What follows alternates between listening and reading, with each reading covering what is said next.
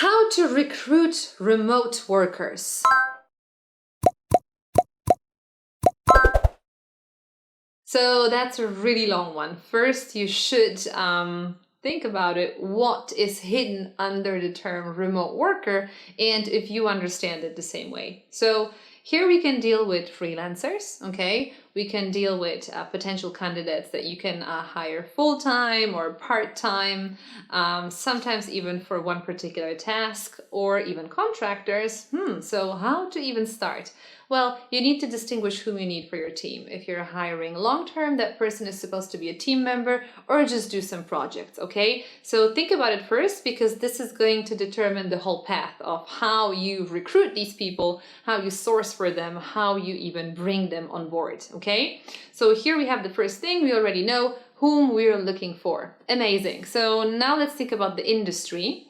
You should also know that. Why? Because the idea is to find out where these people are. Where can you find them? Okay, we are willing to automate the most we can. So there are tons of job boards available. There are obviously job boards for remote workers, but the idea is that if you are willing to hire somebody remotely from a particular market, you need to know what job boards are really the top ones over there, okay? So think about the location. If you are really now, for example, expanding your company, there is no need to open a branch in a different country. No, you can just hire a remote person over there to visit your headquarters in a different country every once in a while. But in order to do that, you can reach out to remote job boards, but also local job boards that are targeted for this particular industry, okay? So the next thing that you may take a look at is also to know the salary, okay? You have to benchmark a bit.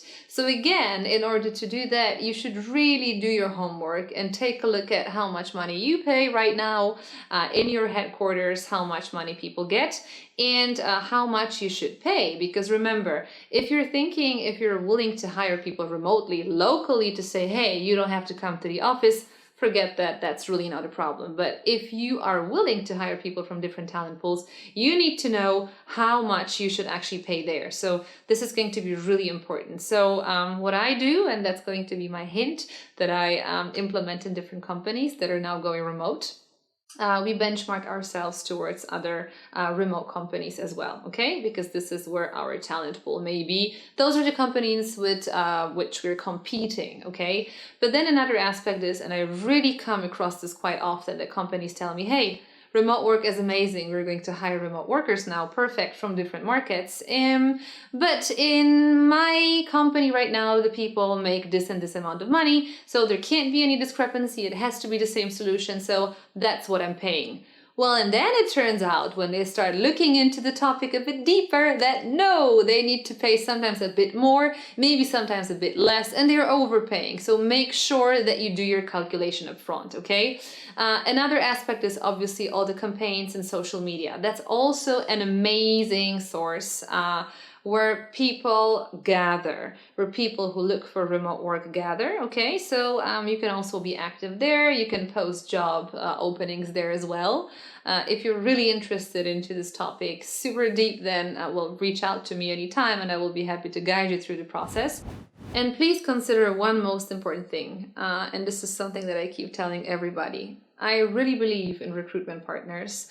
And I really know that recruitment agencies out there to add extra value, but please hire them wisely, okay? If you don't know whom you need, from which market, how much money you should pay, what this person is supposed to add to your team, if you engage an external partner, it's super pricey, okay? And it really doesn't guarantee outstanding results. So make sure that you structure your whole recruitment process really wisely with common sense. So outsource what you have to outsource, okay? If it's a more difficult position, a more demanding one, okay? Where we absolutely need headhunting activities, but all the rest, sometimes if you structure the process yourself, if you really do your homework properly, you can automate so much. There are tons of other sources and ATS programs that can help you structure your entire recruitment process, that if you do it right once, it's going to pay off and it will save you tons of frustration